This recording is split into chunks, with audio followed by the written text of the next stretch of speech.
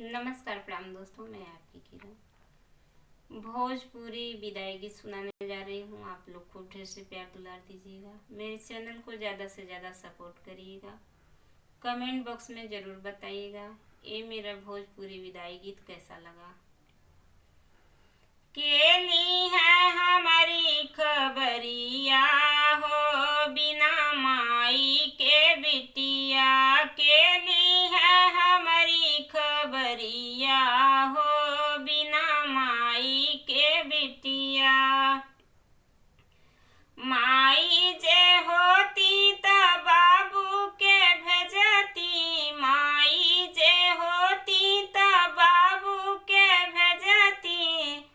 भैया न झाके दुअरिया हो, बिना माई के बिटिया। भैया न झाके दुअरिया हो, बिना माई के बिटिया। केली है हमारी खबरिया हो, बिना माई के बिटिया। केली है हमारी खबरिया हो, बिना माई के बिटिया।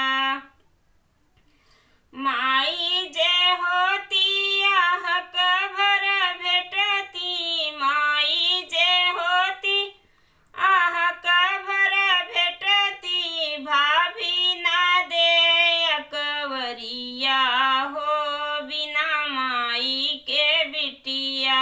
भाभी ना दे अकबरिया हो, बिना माई के बिटिया। केली है हमारी खबरिया हो, बिना माई के बिटिया। केली है हमारी खबरिया हो, बिना माई के बिटिया। माई जे होती त बनती गठरिया, माई जे होती त बनती गठरिया। भाभी ना दिहली लुगरिया हो, बिना माई के बिटिया।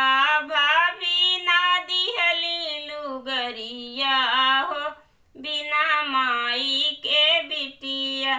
केली है हमारी खबरिया